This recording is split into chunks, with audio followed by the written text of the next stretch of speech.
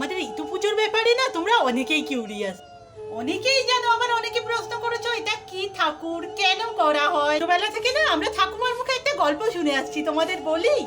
কত দরিদ্র ব্রাহ্মণ পরিবারের দুই মেয়ে উম্ন ঝুম্ন দুটো পিঠে খাওয়ার অপরাধে তার বাবা তাদের বনবাস রাতের বেলা বনে ছেড়ে দিয়ে আসে। সেখানে তারা নানা প্রতিকূলতার মধ্যে দিয়ে ইটু পুজোর কথা জানতে পারে। পুকুর ঘাটের কুড়ানো কিছু ঘট আর দুর্বা দিয়ে ইটু পূজা করে।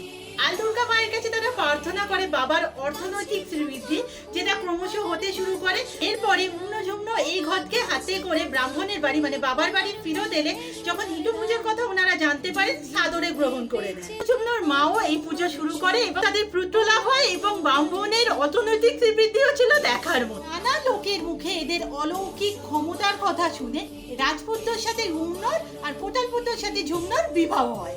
বিবাহের দিন স্থির হয় অগ্রহায়ণ মাস। নিয়ে গেলেও উম্ন রাজি হয় না।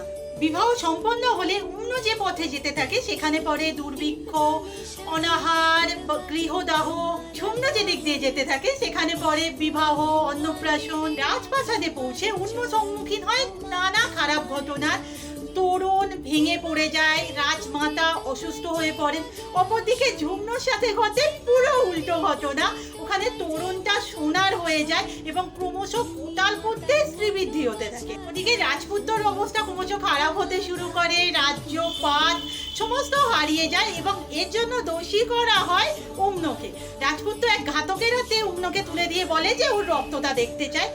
ঘাতক দয়ার বশবর্তী হয়ে উম্নকে শ্মশানে ছেড়ে আসে, বাট প্রাণে মারে। তবে ঝুম্ন নিজের বোনের এরকম অবস্থা দেখে তাকে আবার ইটু পুজোর ব্যবস্থা করে দেয়।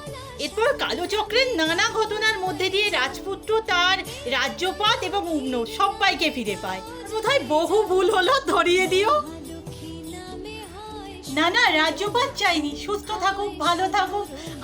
আমরা আমার এন্টায়ার জলসাচি ফ্যামিলি।